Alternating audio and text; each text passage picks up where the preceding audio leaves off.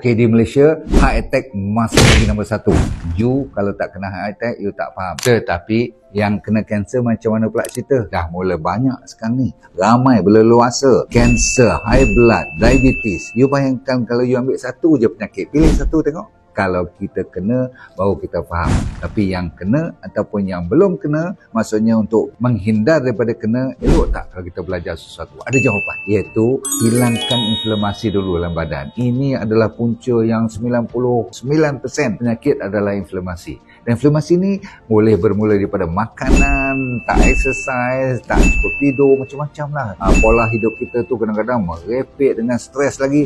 Itu dia. Semua-semua ni perlukan omega 3. Sebab dah buat kajian demi kajian omega 3, dia melancarkan peredaran darah. Kan yang minyak ikan semua zaman-zaman dulu tu sekarang dah ditukar menjadi dengan sacha inchi oil. Sebab ikan dah tak garanti boleh minum atau makan semua kan.